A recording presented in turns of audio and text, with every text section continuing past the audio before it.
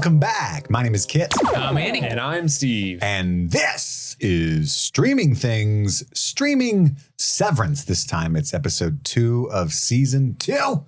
Goodbye, Mrs. Selvig. I hate to see her go, but I love watching her leave. Know what I'm saying? No, be respectful. Our new audience does not appreciate those jokes, and I don't like it either, actually. Okay? I'm above it. I'm a better person than both of you. Well, because she acts it out and almost runs people over. Yeah, we got a flood of new reviews. Many 5-star ratings. Thank you to everybody who was doing that. We do appreciate Severance as a show, though. We love this show. It's cooking. Yes. What we're going to do is talk about our overall thoughts on episode 2 specifically. So there will be spoilers for episode 2, and then do a scene-by-scene, play-by-play recap of the entire episode and finish it all off with a few fun categories like our Kier's 3 mandates, our top 3 favorite moments of the show. And then our Waffle Party recipient will be nominated, and that is going to be our favorite performance from the episode. Actors covet this prize more than they do Emmys or Oscars. It's true. Waffle Party recipient. Oh my gosh, please. Streaming Things, Waffle Party, give it to me. Give it to me. But only one person gets it from each one of us. So sometimes 3 people. But often we agree, and that's called a we all everybody. Mm-hmm. That is true. J.J. Abrams would be pleased. We also have the debut of a new segment at the very, very end after that. That's right. Mm-hmm. Thanks to Steve. Tune in to find out what that is. Steve has done some hard work. I just want to say at the top of the show, a lot of you are new listeners, the TikTok ban, all that stuff. People have been finally like clicking that link that's been there forever. And he's got a podcast. He's been talking. That's what he means when he says he has a podcast. I get it now. I'm not resentful at all, but I'm glad you're here now. Even though some of you don't like it. Steve, I want to apologize on behalf of the listeners to you specifically. Oh, there are people who support the show who are very loving and not even just the show, but like when I'm having issues with my medication, will talk to me about my health and wellness and well-being and recommend good music to me. But they will do this thing where we record the show on Sunday that doesn't come out until Friday. And they'll think of a joke on Wednesday and put it in the Discord and then come at you as a joke-stealing whore. On Friday. And that's happened to you several times. Yeah. It just means that the jokes I come up with aren't that clever because everyone else is coming up with them at the same time. I think also, though, we have a really funny, clever, smart audience. This is true. Play Quiplash with some of these people. Who's also now, stitches. After all this time, really attuned to your type of humor. You know, we could say that as well. But for instance, Steve spent 4 or 5 days working on something very special for Andy and I and to debut to you guys. And then somebody in the Discord a couple days ago was like, here's what I found. It's that. Because fuck Steve. Well, they didn't say that. It was so funny because I read. We have a group chat and Kit just messaged the 2 of us like, I'm so sorry, Steve. And I'm like, what? Why? What happened? And then I look in the Discord, I'm like, God damn it. That was really sweet of them, but God damn it. I think I'm also owed a collective apology from both of you. We're going to get there. Hashtag Andy was right. So there's a few at the top of the show, a few things I want to address as well, in addition to Steve being screwed over. Andy thought that he heard Keanu Reeves' voice in the cartoon that was showed to the Annies. And Steve and I think were at most dismissive, right? Yeah. I don't know. I don't remember exactly. I was like, no, it wasn't him. We were like, you fucking idiot. It's definitely not. Like, I remember trying to see if it was and all that stuff. But this is one of those situations where like when we watch screeners, a lot of this information isn't out. So we can't like verify anything. Well, Andy's like, it's not, I don't need the info. I heard it. I heard it. I got to admit, I didn't hear it at all. And I love Keanu Reeves. I'm the world's biggest John Wick fan. Giant John Wick back tattoo in the works and scheduled. Mm-hmm. But yeah, you know, that's my bad. It turns out it was in fact Keanu Reeves, uncredited for some reason. Maybe there's some show reason for that. Like we'll see Keanu himself here soon. Keanu Reeves will return in. I don't know. But also we got a lot of emails. I got a lot of DMs. People kind of like frothing at the mouth about something in particular that we never discussed. There was a point of conjecture, that road that we didn't go down, and they were shocked. A lot of people think that Helly R in season 2 is in fact Helena? Not severed down there. Yeah. And a couple people were like, cannot believe you didn't even discuss that, because that's so obviously the read. Well, I would disagree that was the read of episode 1. By the end of this episode, it's very much a good read to go down, I think. Because we have new information. Interesting. Yeah, with the new information that we have, honestly, though, that's fucking wild that was the read of everybody in episode 1, because that was maybe a good call. I wouldn't have even thought about it. So we'll discuss it later when we get to what Steve's talking about specifically. I'm still not convinced, though. I'm not convinced either. And I definitely don't think that's the only read, as a few people pointed out in the emails and stuff, because I think the idea that Helly R would just be really embarrassed that her Outtie is an Egan is super understandable, as we discussed last week. And so it definitely makes it already like not the only read. She's also like vehemently like, no, we're not like them. You know, I'll help you find your wife or whatever, but she's not your wife and stuff. Right. And like, that doesn't sound like something that Helena would say, but well, Helena's also was the one in season 1 that was like, you're not a person, you do what I say. So I mean, I could see that leap there that people would make. I'm still like 60 to 70% convinced it's not Helena down there. But now I bet it will be at some point. But I like that idea because there's the whole bit we get in this episode where she's like kind of like and you know, a little intrigued and lonely looking, and one's clearly missing something in her actual life. So I don't know, man, but I just wanted to address that. Yeah. Keanu Reeves, Helena. That's one of the great things about the show is it could be anything. Like there's so much. Could be a goat. It could be like she's been a goat the whole time wearing a heli mask. But no, this show has so many great they leave enough breadcrumbs and ideas for all sorts of different theories, and you can take things in any way you can, because I mean the concept in and of itself is just ripe for that kind of speculation. And that's what makes the show so fun. Agreed. So I think I addressed all the business news. You can email the show at streamingthingspod@gmail.com. I do read those, and you can review the show on iTunes or Spotify. iTunes specifically has a place where you can write out a review that helps the show a lot, boost it in the algorithms. I do read all of those as well. So I really, really appreciate all that, guys. You can join the support for the show financially at patreon.com/streamingthings, and you will there get access to our future Arcane coverage, Game of Thrones coverage, soon Midnight Mass, ad-free versions of the episodes, access to our Discord to join that thriving community of Steve joke stealers, all kinds of good stuff there. If you can't afford to do that, we totally understand. We're just glad you're listening. We're just happy that you're all here with us on this ride. That's right, baby. Down this coaster that we call a podcasting. Let's get into talking about episode 2 of Severance. We have all the screeners, but we're watching them one at a time so we can watch them with you guys, just to be clear. We don't know about anything that's going to happen for the rest of the show. So let's talk about our overall thoughts. Andy, what was it like watching episode 2? Where are you at with this? Yeah, so my overall thoughts, I just said thank you for giving us some answers, because like you said in the last episode, it was so coy about what was going on the outside. So it was awesome to get the total inverse of the first episode and just the outside stuff, you know? I think that now that we've had an Innie episode and an Outtie episode, we've now finally fully reconciled with how the finale of season 1 finished. And so now it feels like season 2 can finally start next week. I think that this episode was genius because, like, of course, that's how the party is going to react to Mark. Like, for all of us, the viewers, were like, oh, she's alive. It's a big reveal. And then, like, everybody else is like, okay, Mark. The baby? Anyway.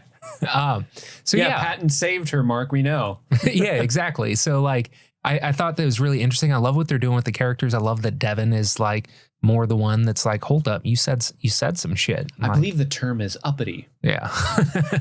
She's more uppity. She's than very the brother. bedeviled, you know? Yeah, this episode's great. No, I also really, really like this episode. It's a much different tone than the previous one, because the previous episode is very, you know, it's got that quirky, severed floor feel with a little bit of like impending doom going on in the background. But overall, it's like fun. You're having a good time. This episode, I feel like the weight and the dread of what's actually transpiring with this company, with Lumon, you really feel it. And it's kind of funny that you feel that more with the Outties in this case than necessarily the Innies, even though the Innies, you can make the argument, are in much more danger, right? But you feel it, and the idea that Milchek's going to everyone's houses, and we're learning a little bit more about like Dylan and his home life, and Helena, we're learning more of who she is. And I just want to say I really, really love, and I'm really fascinated with what they are doing with Helena specifically as a character, because they're not giving us any concrete information as to who she is as a character, really. We're getting the corporate face of who she is. We're seeing what her sort of role is in the company. But we're just getting little glimpses and flashes of who that real person is as a character. And I really, really appreciate it. It's just another juicy, like, ooh, maybe she's not this like 100% total monster that we thought she was in season 1. Maybe there's a little bit more to her, what that is exactly, or even if that's even true, who's to say? Again, the show does a great job of opening up doors and saying, which door do you want to go into? A lot of speculation can be had here. Specifically, there's a look she gives right before she goes into the elevator at the very, very end that I think is just so great and juicy. And I can totally see where people are getting the, oh, severed floor Helly is actually Helena currently. They're just throwing fuel on that fire, I think. But then even getting to see what Milchek's doing, like in his new role, and having to drive to all these houses in one night. And then we just find out that it hasn't been 5 months. It's been a weekend.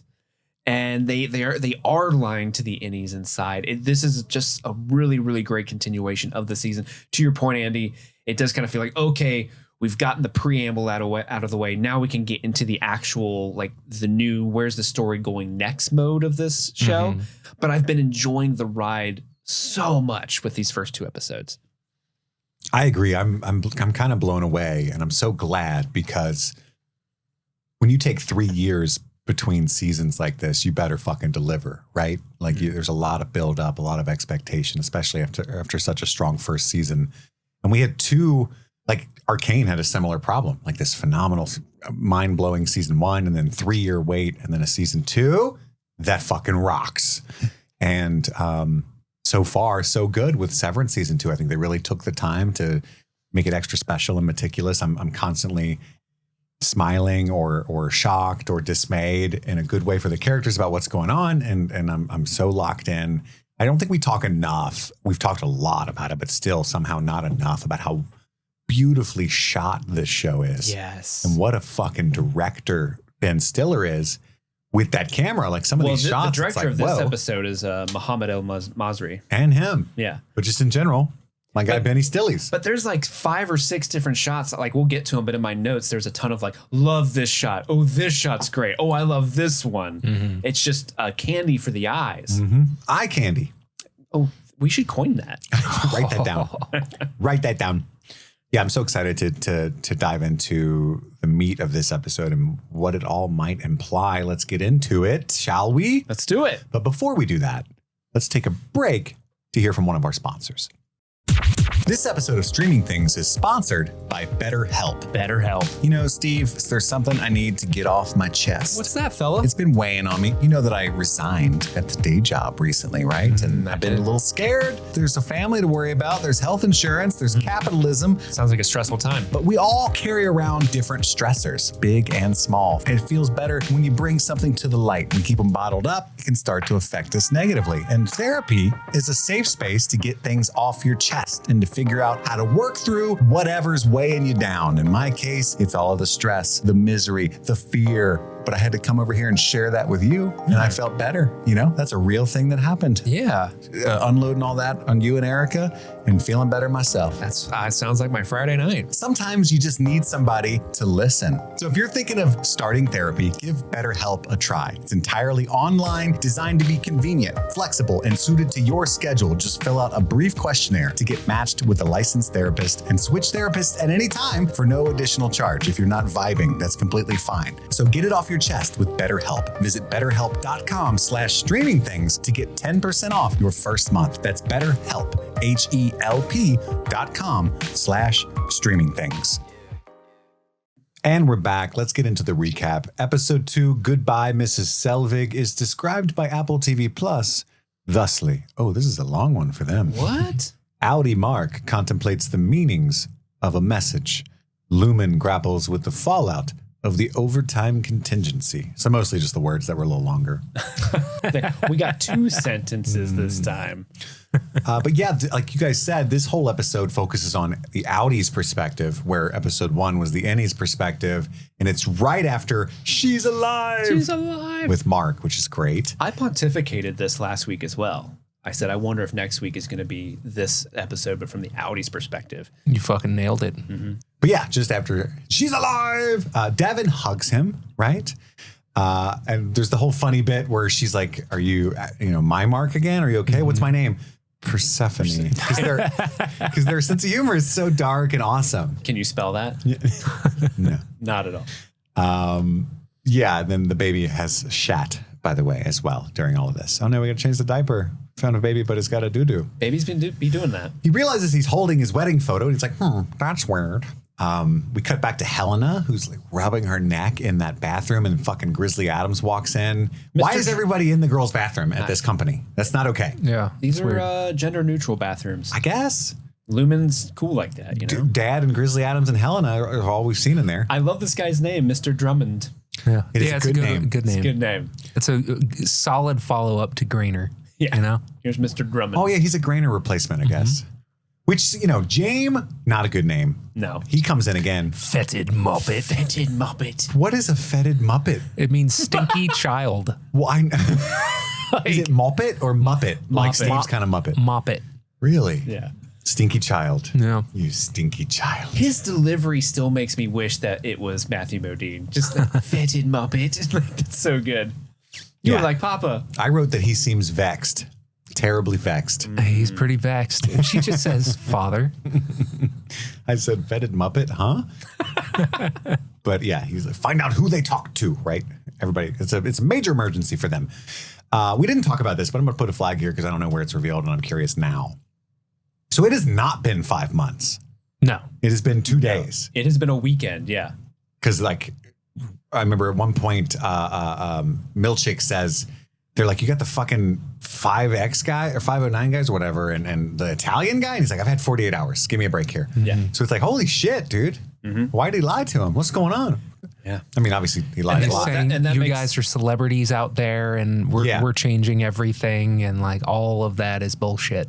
That seems to be all Mr. Milchick's idea too, because he like at a certain point takes responsibility, and it makes more sense now that like the office is in. Because we were wondering like, why is he not unpacked and everything in his office? Well, it's been a weekend, right? Yeah.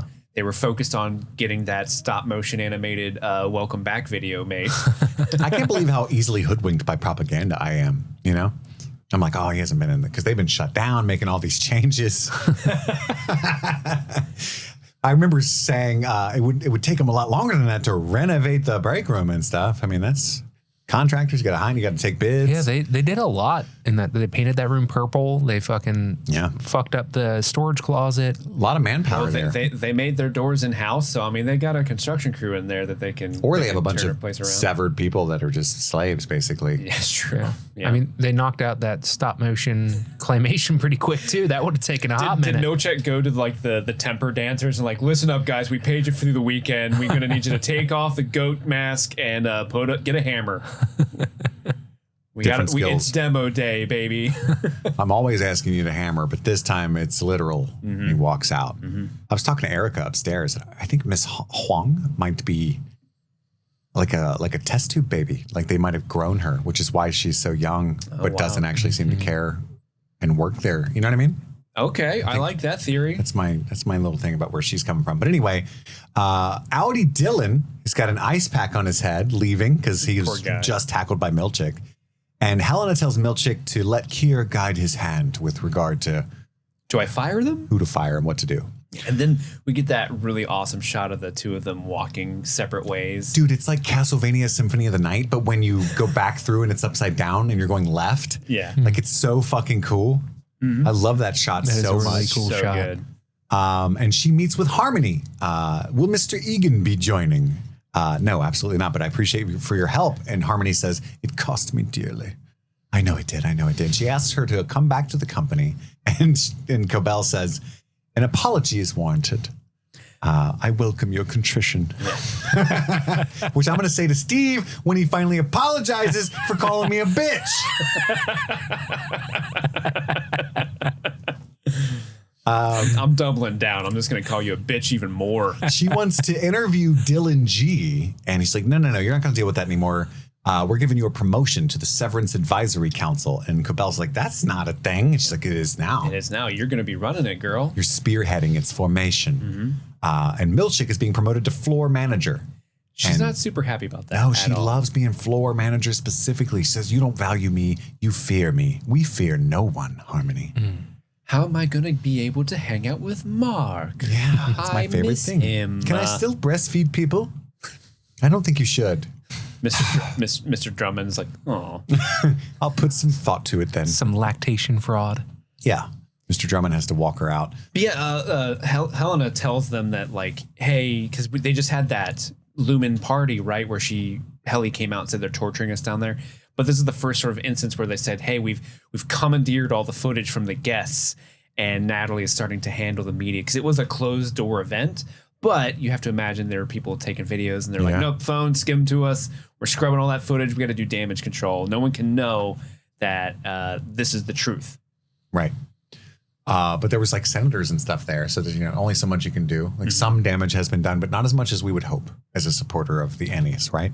The motorcycle shots are fucking awesome. Yeah, they are. Because that's really common, I think, to put the camera on like a wheel well, especially in like the 70s. They would do that shot a lot, or they would mount one on a fender, and it just creates a really cool shot. But like I've never seen that I can recall a rig like that done with a motorcycle, and the way that they do that with Milchick riding around town. It's so cool. And can I just say, I know we've talked about it a bunch, that Mr. Milchick can get it. Oh, yeah. But when he does that little zip up on his leather motorcycle riding jacket, Did you get a little tingle? Let me hop on the back, buddy, so I can like put my arms around you and you just drive me wherever you want to go. You'll just feel safe. I would feel safe. As he cruises around town. I agree. Don't worry, I have you.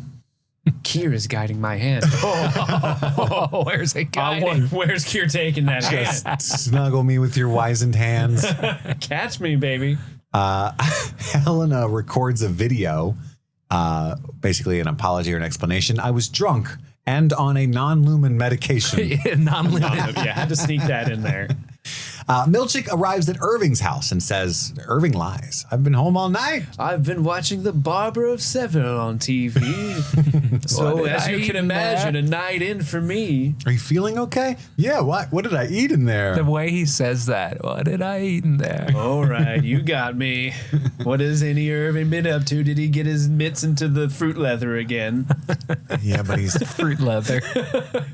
And it's kind of intercut with Helena recording that video, right? Talking about, there's real people around the world. Do you guys know what Barber of Seville is? I don't know. Is it like the a Figaro opera? The Apoptuna. Might remember that from Miss Doubtfire. But it's about a count who disguises himself to get somebody to love them. So, thematically, I like to imagine he was listening to the Motorhead version of it. Yeah. Milchick says, your innie is a friend of mine. So he's a man of principle, which is rare. That's why this hurts me. You're firing me? And he also fires Dylan for fighting. You were the aggressor. And Dylan is like, my family, I got to support. Oh, no. What am I supposed to tell my wife? Irving doesn't want to be fired, I think, because he's cracking the case. Yeah, but working. Dylan is a very practical reason, just like, oh no, my income. He's also seemingly at least a little poor. Dylan? Yeah, he's middle class, struggling, but he's driving like a very, very old beat up minivan. Well, they all drive those old shitty cars, so it's kind of hard to tell. It's hard to tell, but I don't know. Did his not seem particularly? I'm curious to see if Dylan actually lives in Lumon housing, because we know Irving does, we know Mark does. And the funny thing is when there's this wide shot of Milchick leaving Dylan's house, the cul-de-sac is shaped like the Lumon teardrop, but like reversed. So it's an upside down Lumon teardrop. So that made me think that he actually lived in Lumon housing. So maybe he's just like, we got to move. Like, I don't think they'll let me live here if I don't work there. I don't know. That's just speculating, but that could be part of it. Yeah, absolutely. Yeah. I'm also human. Just like my innie. Is what Helena says at the end of her little speech to the video there. Just like you. She's. This is all intercut with her sort of doing an apology video that they're recording that looks like she's in like a police confession room. She did it first take so well. She did actually. Very good at this. She could make TikToks. But then like she's so composed and like, I'm all about Lumon. I messed up. I'm really sorry. Like blah, blah, blah, blah, blah. And then when the video cuts, you can just see like that veneer drop a little bit where she just looks haggard and just exhausted that she had to put on that front for a while. Yeah, defeated. We cut back to Devin's house and Rebecca's leaving saying, we get a new title sequence. oh yeah, that's true. What do you guys think of it? It's interesting. I don't know if I love it as much as the first one, but I also just only got the one taste of it. I wanted to like rewind.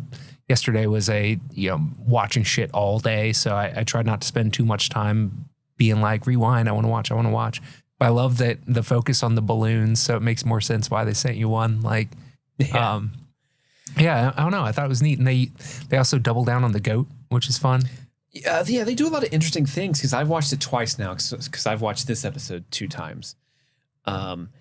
And there's a lot of like baby imagery in it. Like there's like baby bottles and shit. And then like the weird, creepy faceless babies at one point. Baby Kier crawls past him at the end. Yeah. There's a lot of baby imagery, a lot of imagery of brains. Like I love when they're like pulling each other through the brain through the ear, but they're in like the needle that injects the chip. Like it's a lot of really cool imagery. Yeah. I think it's intense, but I really liked it. I think I like them equally, much like a wellness session. But Rebecca says, as she's leaving the party, don't punish the baby. And Rickon's like, okay. Patton just saved her. I don't think Rickon likes Rebecca. No, it's meeting someone a little more tedious than him is probably extra annoying. But yeah, they keep referencing the fact that Patton saved the baby, and that's so funny because they're like recounting the night, Devin, Rickon, and Mark. Patton had just saved her. Well, he found her. Yeah, that's right. And then there's one little bit where Devin says, like, well, when Patton found the baby, Rickon interjects, well, I would say that he saved her. Yeah, yeah. And then they discuss the fact that he had just said she's alive and what that might mean. And Devin says, well, Akim's razor, right? Like, obviously, he was referencing the baby. That's what they discuss. Because Akim's razor is, of course, the proposition that the simplest explanation is the most likely. And Rickon's right, is what Devin says. And Rickon says, I agree. Then the doorbell rings. God damn it, Rebecca. But no, it's Milchick. That's a magnificent helmet. He comes in to explain things, tells them about the OTC disclosure, which he knew about if he read the terms of service, basically. And that he was someone else. He was his innie for 39 minutes. So 39 minutes is how long Dylan was able to hold that. That's some core strength. No wonder he's always feeling his biceps. Well, he's a professional bodybuilder. Yeah. I did like right before Milchick shows up, Rickon hits us with because they're talking about Miss Cobell and Miss Selvig. And he's like, would perhaps Cobelvig be a more helpful nomenclature? Which is funny because they've obviously been reading the Reddit message boards and the kind of online discourse, and because people have been referring to her as Cobelvig. So they're hip to that. We just started referring to her as Covig at the very last bit there. We were late, man. COVID-19. Bad time. And she, I think it's Devin that tells Milchick, you're not going to punish him, are you? We have no punishments at Lumon. Which they don't. Yeah. Dude, she has his number right away. Like, he's like, you must be Devin. She's just like, I love Devin's energy. Like, I ain't talking to this cop. Like, she's just, I shut down. I love it. Well, yeah, she's pissed. That's her house, and her baby just got stolen almost by this lady. Yeah. And like, fuck you, dude. Who are you? By the way, who are you? Are you going to do something about the manager that commits lactation fraud? How common would you say that is? Like, pretty fairly? That's right. She is the source of your innie's distress, is what he says. She will not bother you again, nor bedevil you out here. I love the way they talk. Yeah. He has this weird insistence that Mark return. And he says, look, I think what your innie did was awful, but it was also very brave. Unauthorized. But very brave. I'd hate to reward his courage with non-existence. Oh, that's so fucking diabolical. Put that on him. just hey, you're effectively killing a person for being brave, but hey, you do you. Yeah, that's fine. And then we get back to Irving and his paintings. He's petting radar. He's looking at he finds the Burt Goodman map in his pocket. Like, He looks a little troubled by it. More awesome. We don't get to see that interaction. So did like Irving go and bang on Bert's door, and was Bert and I assume his husband like looking out the window like there's a John Turturro's out there, like that's the one don't thing, answer Big fan, but I'm not going to open the door. And then did he like it's weird, I'm gonna go home. That's the cheating part. That's the one perspective we don't get to see immediate aftermath of, because we're curious and they know that. Yeah. But yeah, he's Mark's next morning watching out his window. Devin texts and offers to buy him shitty diner food by way of apology. Dylan is driving. He's going to a job interview. You got this. You got this. It's a place called Great Doors. They sell doors. He's like, I love doors. I've loved doors since I was 5. Oh yeah, what's your favorite song? Love Her Madly, I think. I really love this scene with Dylan and this other guy. If you could be any kind of door, what would you be? Pocket. But honestly, that's thematically relevant too. He's like, oh, so you could tuck yourself away. Severance, right? Yeah. Flat finish or eggshell? Semi-gloss. Oh, that's hot. What kind of door would you guys be?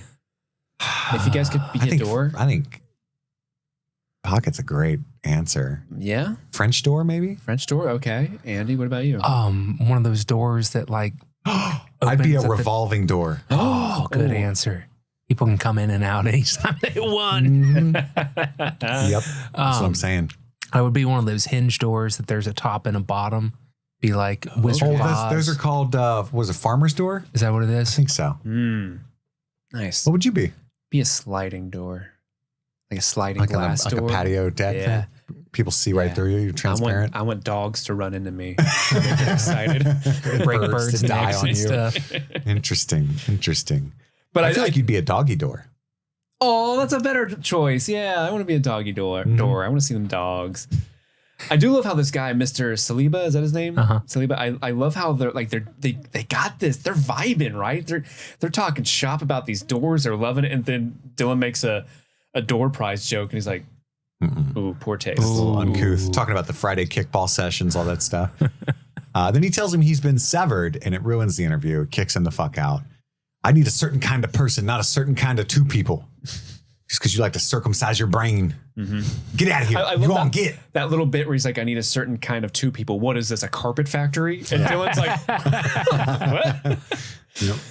But yeah, it's so bad. Like, it's so sad because he's just trying to get another job in this. And there's just obviously a lot of prejudice towards people who are willing to get their minds severed. And this dude's like all in on doors. Like, even when he finds out that he's working at Lumon, he's like, oh, they make their own doors in-house. The fucking hubris. But outside, his wife calls. He doesn't answer. She calls again immediately. He's like, obviously, it's not good news, or I would have answered. Read the room. And she's like, oh, honey, you'll get the next one, right? Stop being nice. He's going to go pick up baby wipies. How did you read this scene? I'm just curious. I love his wife, and I don't know her, but I love her. I don't read it any specific way. I mean, I'm by you asking me that, I'm reading into that. Like, do you think she's like working for Lumon or something? No. I was more the fact that like when I first saw this scene and he's like, stop being nice. I'm like, ooh, Dylan's mean to his wife. But then I didn't read it that way. But then I saw it a second time and I'm like, oh, I get what they're doing here. Yeah. So it's just a guy super stressed out. He's very upset because then he immediately turns around like, do we need any baby wipies? I'll go get some baby wipies. Yeah, he's like so filled with self-loathing and like, I can't provide for my family. I fucked up.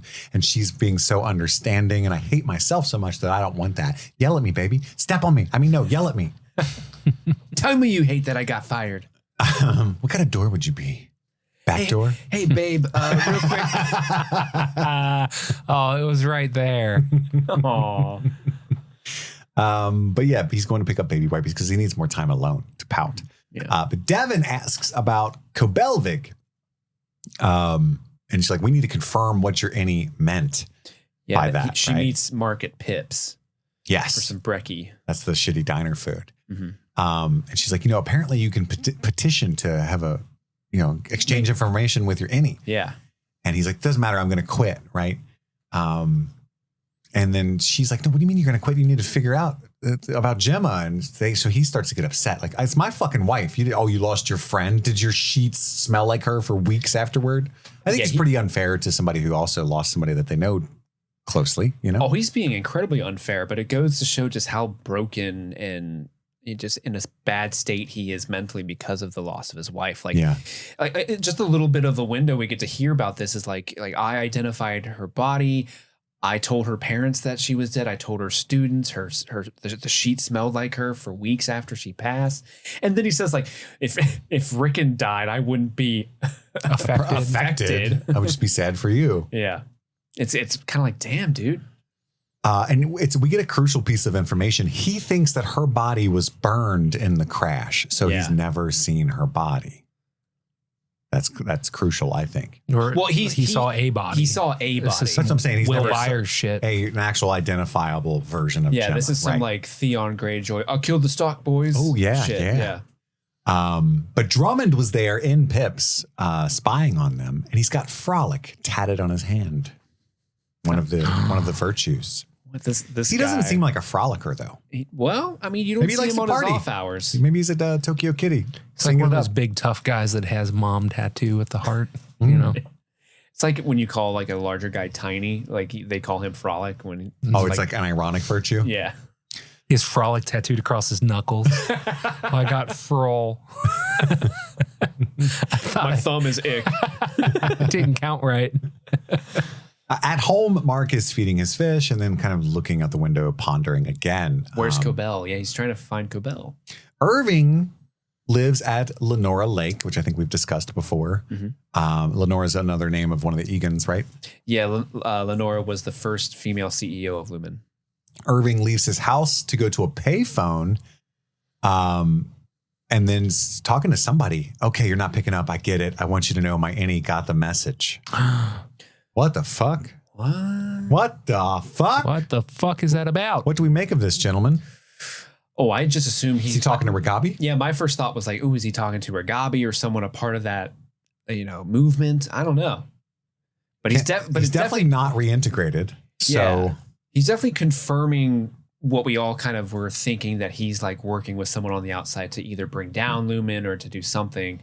But yeah, you're right. He's not reintegrated because he's got to send messages to his Outtie. Innie. Yeah. Thank you. And I couldn't tell at first. I was like, is that a motorcycle pulling up? Is that Milchick? Oh, is that Drummond in a car? It's fucking Bert.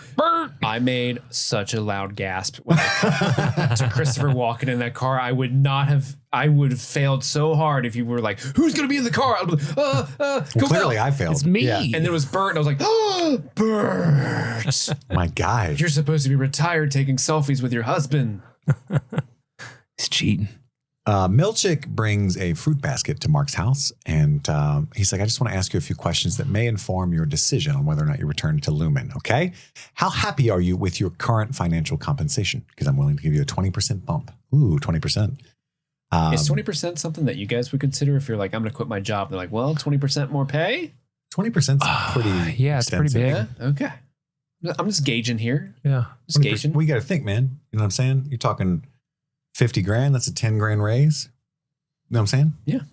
Yeah. He tells him, we're going to launch a full investigation into your innie's claims and do regular wellness checks. Okay. And that's basically the second question. But the third concerns your late wife, Gemma, which we know was a primary motivator for severing. What? Yeah. You can see that in Mark's face because he's like, it totally pushed the whole Gemma of it all out of his mind in relation to the situation. And so when Milchick says that, that's like him going, wait, huh? There's something true to this? What's going on? Yeah. Since she died, every day feels like a year. Choking on her ghost, you said it felt like when you're in your entrance interview, right? Do you still feel that way, Mr. Scout? Because Mark at Lumon is happy. He cares for people. He's funny. It's like the reverse wellness session. He knows the difference between a beautiful rock and a normal one. He knows nothing of the pain I see in you right now. He's found love. Found love with who? Mm-hmm. The solace you have given him down there will make its way to you. I wish when he said with who, Milchick would have been like, I'll never tell, handsome. Not allowed to.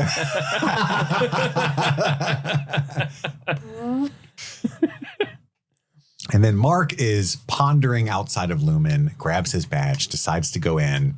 Helena watches with Milchick from the window. And they're a little worried about him coming back. Some of them are. Mr. Drummond, I think Helena's the one that's like, are we sure about this? And Mr. Drummond's like, well, the sister's more uppity than he is. Yeah, well, Natalie's there too. And like the sister seems more uppity. Yeah. And that's where we find out it's only been 48 hours because he's like, what team do you have down there? And Milchick's like, I got a floater from overseas and a pair of laid off from 5X. 5X? I've only had 48 hours to pull this together. Mm-hmm. All right. They're going to have chemistry. Don't worry. We don't need chemistry. We need Mark S. back to work long enough to complete Cold Harbor. So there's some kind of their work is mysterious and important, but what is it?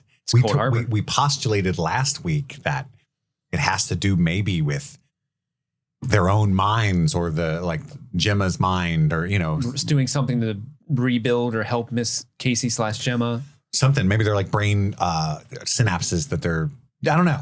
We don't know. Make her better, faster. It's strange. Yeah. Because Lumon was a pharmaceutical company. And then when they had that image of Gemma at the end of last episode, there was like heart rate and a couple other different medical indicators on the screen. Which I totally caught and had to explain to you guys. Yeah, it's true. You did. Like a bitch. And the real powder thing to do. And we get like this montage of Outtie Mark arriving and leaving, just like we got with any Mark. What's up, Judd? What's up, Judd? What's up, bitch? What's up, Judd? What's up, Judd? My dude.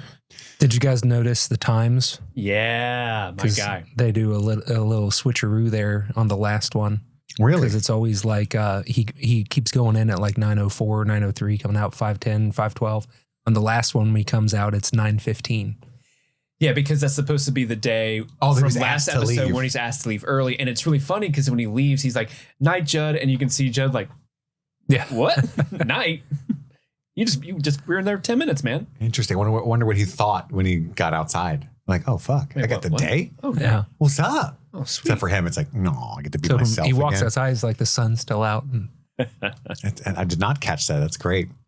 What a good detail. Way to go, guys. This show's firing on all cylinders, man.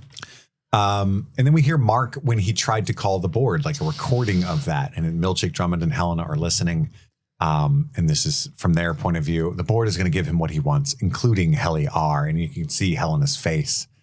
She's like, oh no. He won't finish without them. Oh God. So Milchick brings fruit baskets now to Dylan and Irving.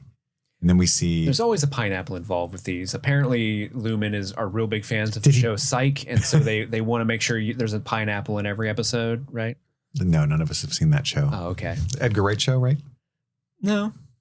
What am I thinking of? I don't know what you're thinking of. Simon Pegg. Oh, no, Spaced. Spaced, yeah. Don't act like you fucking know now. Andy knew. Yeah, Steve, you bitch. that was a real powder thing for me to say. Yeah, that's right. Yeah, so then we see Mark coming in the next day, and Mark W is being escorted out. I love this. I broke a lease in Grand Rapids. Fuck you, Lumon. He's mad. Imagine what the Italian guy's thinking. Back to the rope. Beppo, Lumon.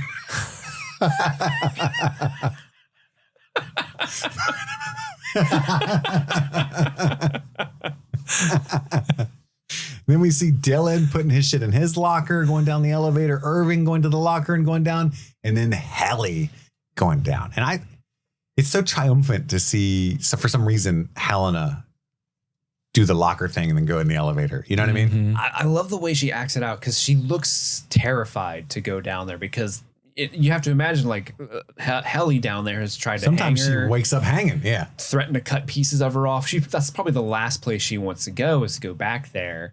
And now she's being forced to go back there. She thought she was out.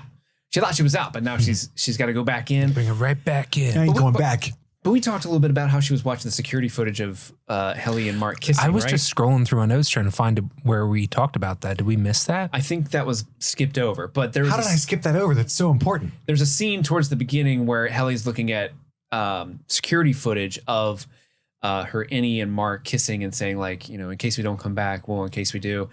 And you can tell there's something going on there. Like I can't quite pick up what exactly Helena's taking from that. But maybe it's just sort of, it kind of leans to the fact that Helena on the outside clearly is like doing all this shit to impress her dad or like getting good with her dad and feels alone and doesn't have anybody. She's just in this cold corporate leadership structure. and maybe seeing this version of her being happy and having a real connection with someone that isn't, work-based. Maybe she's jealous. Maybe she wants a little bit of that for herself. And then from there, that's when I was starting to think, oh, maybe Annie Helly is actually Helena this season. That was the first time I started having this thought. I skipped was when she was watching that paragraph of notes. I was talking about how dope the motorcycle shots are. And I missed Dylan sitting there stunned on his couch at home. I missed Helena looking at the hallway camera footage, and then Mark specifically, and then Mark S driving home, and how he has to go over and look at Selvig's house because he's really curious about that, which is also important. But then, Helena watches herself kiss Mark several times, and she seems really lonely and intrigued by it. A little ooh, I got that down there. I don't have that out here. I want that. I want that action. I want that. There's one thing I forgot to bring up too while we're talking about things we forgot to bring up. During the scene with Dylan at the door factory trying to get a job there. So Ben Stiller and Adam Scott have started their own Severance podcast. Don't know if you guys heard. I fucking love it. It's actually pretty good. It's actually stepping on our toes. It's great. The very first episode, they have Dan Erickson on it. And Dan Erickson told this story about, he graduated from, I think, NYU and moved out to LA. And the very first job he got in LA to kind of keep his media up while he was trying to get it was at a door factory. Oh, wow. And he was saying why he worked at his door factory. He was everyone there was nice to me. It was a pretty decent job. It's just not what I wanted to do, obviously. So he started having the thought man, what if I could just turn my brain off until from 9 to 5 and then reawaken when the job was over. And that's kind of where he got the first initial idea for Severance, was working at this door factory where apparently he would his job was he cataloged door hinges. And I just thought that was kind of a neat, scintillating work. Yeah. And that was the first episode of their podcast, which was reviewing the first episode of season 1. And I forget which one was it. It was Ben or Adam were does that come back later at all? And he was like, no, not at all. Which of course is of course he knows it does. That was just kind of funny to listen to after the fact. Because they're not even talking about this. They're talking about they're talking inception about of the show. Episode 1 of the show. Yeah. That's funny. Mm-hmm. But don't listen to them. Listen to us. Mark's leaving end of day. He's driving home. He runs into Kobelvig moving out, and she's being mean. Oh, Mark, back from work. They convinced you to come back. Was a pineapple involved? It's who are you? I trusted you. You were in my house. I ate your shitty fucking cookies. I love that they made mention that those cookies sucked. Because remember how we were it looked like she baked 100 cookies and just picked the best ones? Yep. I'm glad they answered that. And he was clearly riddle. disgusted when he ate them, though. These are life. But she says, you're so easy to sway. And he's like, what the fuck is this all about? Do you know something about Gemma? And she tries to leave and he jumps in front of her car and he's like, what? Tell me about this Gemma stuff. Dude, I have my fucking Dolby Atmos headphones on. Not going to brag. With noise canceling and shit.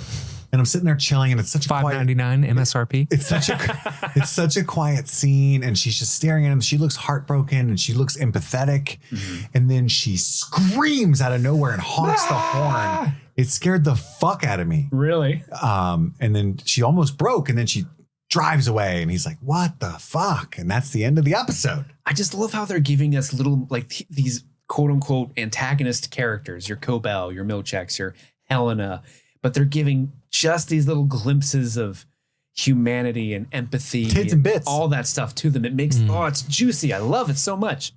Tits and bits. But now it's time for our Kier's 3 mandates, our top 3 favorite moments of the episode. Before that, let's take one last break and listen to one of our sponsors.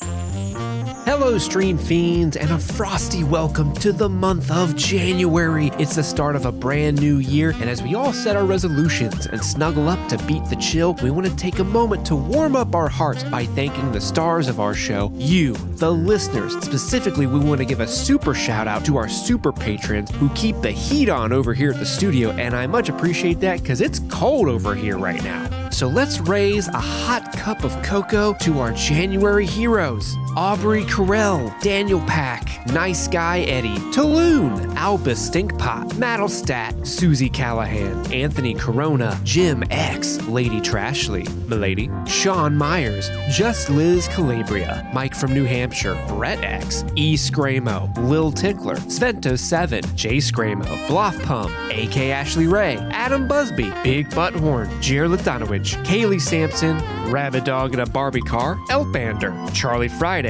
Alexis Adler, Peaches, Emmy, Haley B, Joe Velez, Stanton Valentino, Trisha Bueller, Sun Loving Mortal, Suzanne Road, Jadinklage Morgoon, Kloop, Kalisha Reeves, Paula Garcia, Brenda, Aaron Armstrong, Kevin Strother, Ashley Powers, Thrift Creeper, Casey McCain, and of course, Enza. But again, thank you to all our supporters. Thank you for being our Winter Wonderland warriors. Your support makes every episode a snow-top peak we're thrilled to conquer. But enough cheese.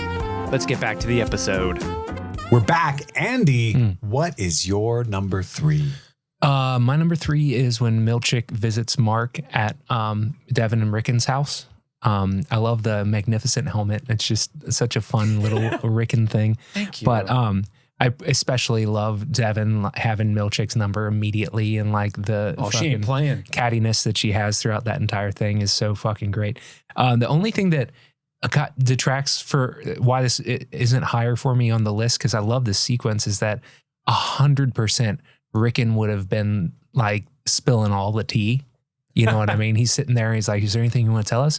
Well, Mark did just say something about she's alive. You know what I mean? Like, we assume it means the baby, but also he's been reading my book, which he thinks is great. You should probably, I'll get a copy for you. but yeah, that's my number 3. My number 3 is Mark confronting Cobell at his house at the very, very end.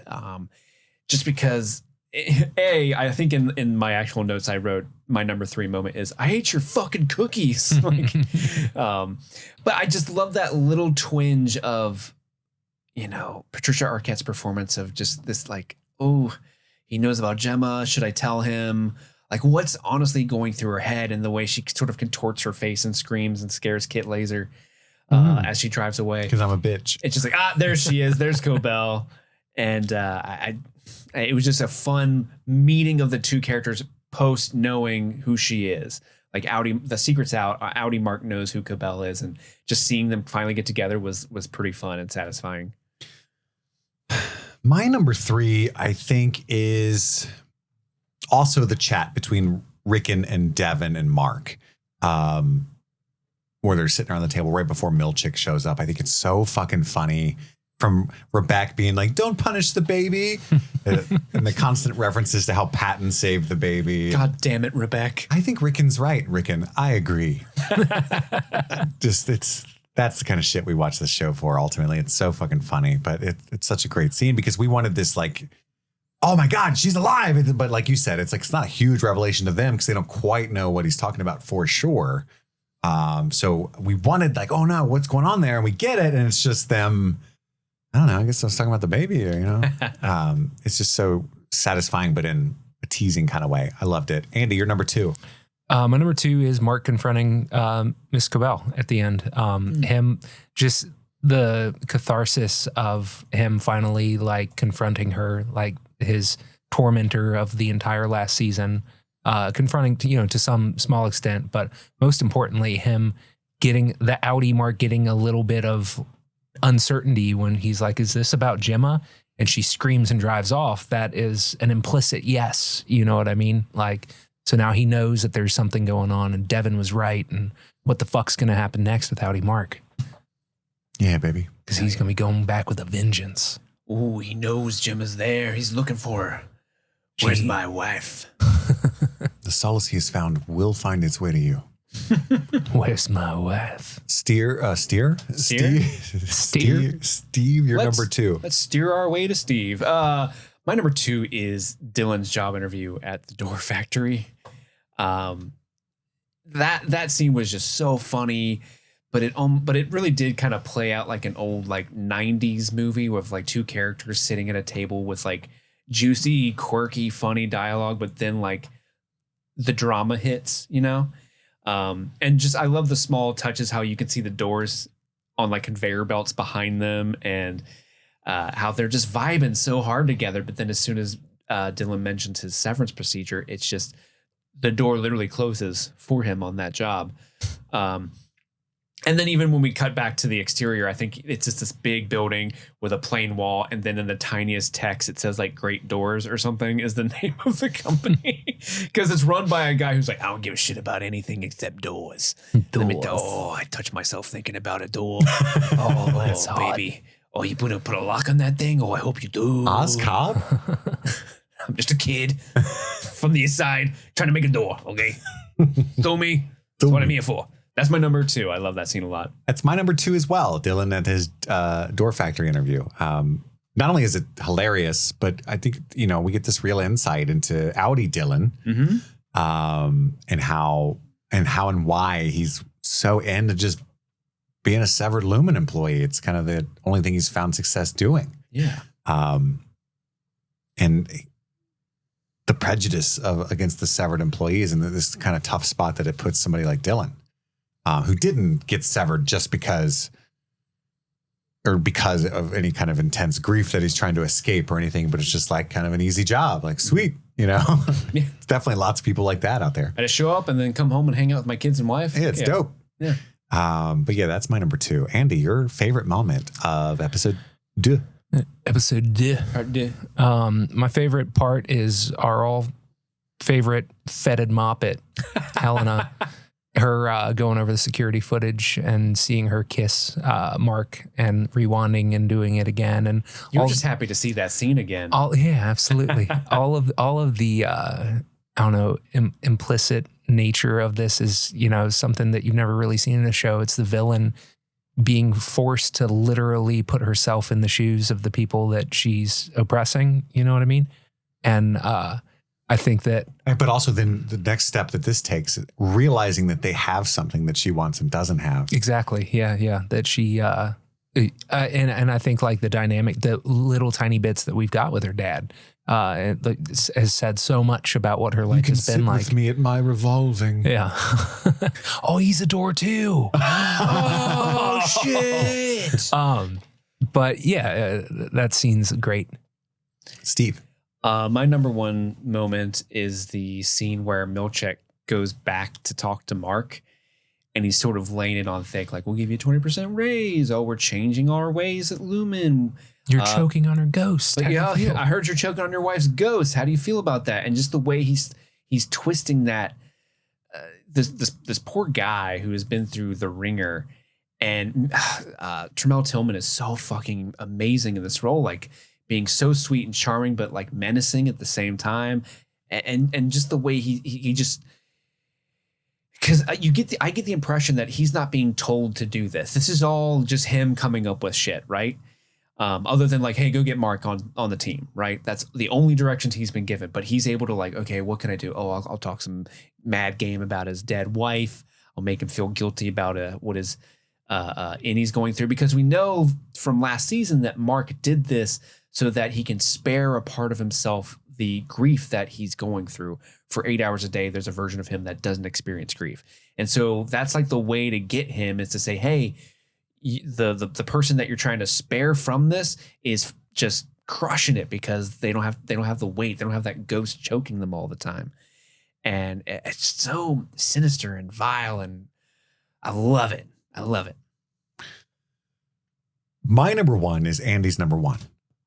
The Helena watching her Innie self kiss Mark. And all of that implies, he said it very eloquently, but I can't believe I skipped over that on the recap when that was my number 1 moment of the show. I just missed that. I guess I thought it was coming or something. I skipped that paragraph. But what I'm stuttering now thinking about is, like, we've always wondered why Mark is so special, why Selvig / Cobell lived right next door to him and was watching him all the time. Now we know there is something, because they were willing to fire everybody but him. And absolutely, he cannot leave. And they had to hire everybody because of him. Yeah, like just to make sure he keeps working. And so what is going on there? We do not know. But that's the end of episode 2. We've got one last thing to do. Well, 2 last things. Maybe 3. Steve's got some shit up his sleeve. But we got to nominate our Waffle Party recipient, our favorite performance of the episode. Andy, to whom are you going to gift the coveted Waffle Party? Coveted as fuck. I'm gonna give it to Zach Cherry.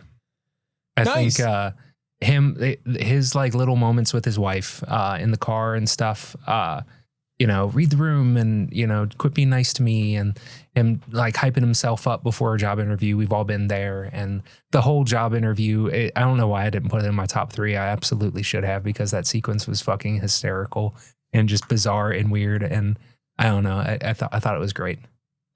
Great choice. I didn't even think about giving it to Zach Cherry, but that's awesome. I have 2 people. Oh gosh, I had 2 people on my short list for this episode, and I haven't decided which one yet. So I'm just gonna have to, with a bullet, decide right now. Britt Lauer. I'm gonna give it to Britt Lauer. Again, like, her performance is very understated, and she seems very cold and rigid as Helena specifically. But there were a couple moments in this episode where, like, she gave just the briefest of, the mask went down just for a second, whether that was like after she recorded her apology video, right before she stepped into the elevator. It's something to where up to this point, I'm coded to just view this character like, oh man, Helena sucks. She's doing all this terrible stuff to Helly. What the fuck? That's terrible. And then the first episode, we really get to hang out with Helena for any period of time. I'm immediately like, oh, what's going on with you? There's something there. And that is 100% on the shoulders of Britt Lauer's performance. She's really, really great.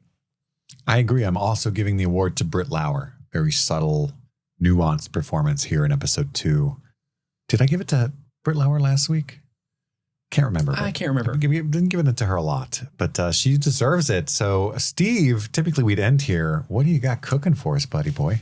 Well, I had this idea a couple weeks ago, didn't have it done in time for last week, but we're going to debut a fun little segment. I think, as we talk about Severance, there's a lot of fun stuff to talk about. We get hyped, we get excited. Maybe you feel a little down on yourself because you didn't talk about the one scene that was your favorite moment, but I'm here to say, hey, let's get off the high of the episode. Let's forget about our mistakes. I want to let you guys know a couple facts about your outies, okay? Let me turn on the smell thing that makes you calm. I don't know what that's called. That Diffuser. Diffuser. Let me turn on the diffuser. Let me turn on the nature sounds so we can really be at peace. Because guys, I want to share some facts with you about your outies. They are truly remarkable people. These facts should bring you great satisfaction. Just relax, stay open, and try to appreciate each fact equally. That's very important. Okay. These facts are for your enjoyment and must remain within this room. No one else can know this, all right? Who wants to learn their outie facts first? I do. All right, I'm going to give you 5 facts about your outie, kid. Are you ready? Yes. Your outie makes strangers laugh at the grocery store. Your outie can whistle entire symphonies, but only in private. Andy, these aren't yours. Kit, your outie is admired by bees and other pollinators. Please enjoy each fact equally. Sorry. That's 10 points. Minus 10 points. Your outie politely corrects people's grammar, but only if asked. That's very different from your innie. Your outie, your last one. Your outie once won a watermelon eating contest, but does not boast about it. And those are your facts for this week. Andy, how are you feeling about getting yours? Oh, I'm feeling loose. Let me loosen up. Okay. Ooh, Yeah. Limber. Get ready. I'm going to give these to you. Take them in. I'm going to give them. Andy, your outie can snap their fingers in perfect rhythm. Your outie organizes their spice rack alphabetically and by heat level. Your outie has a favorite hat that strangers often compliment. Your outie is trusted by librarians to recommend good books. Andy, please enjoy each fact equally. Finally, your outie can tell the difference between real laughter and polite laughter. And those are some facts about your outies. Now, we kind of alluded to this at the top of the show. I have written like a bunch of these, and I'm going to give you guys 5 facts each episode. And I've been working on this for a while. And then someone in Discord did the same fucking thing to us last night. And I was like, God damn it. So thank you, Angel the Melon, for the stuff that you wrote, because they were all very heartfelt and sweet. And I watched mine and it was amazing. So thank you for doing that for us. Mine had a, your Outtie didn't Shatner. He barely knew her. One of mine was, your Outtie really wants to see that dick. It's so true, though. Is that anything else you got up your sleeve? Hey, that's it. The wellness session's over, guys. Congrats. Awesome. You guys earned it. Thank you guys for sticking with the show. Patreon.com/streaming things. Reminder, that's where you get the Arcane. That's where you get the Game of Thrones, Gladiator, Iron Giant, and probably 100 other Patreon-only episodes. But a lot of stuff going on over there. But we appreciate you just being here at all. Thank you so much. That's all the time we have for right now. We've got to go return some videotapes. My name is Kit. I'm Andy. And I'm Steve. And this was Streaming Things, streaming Severance. Happy streaming.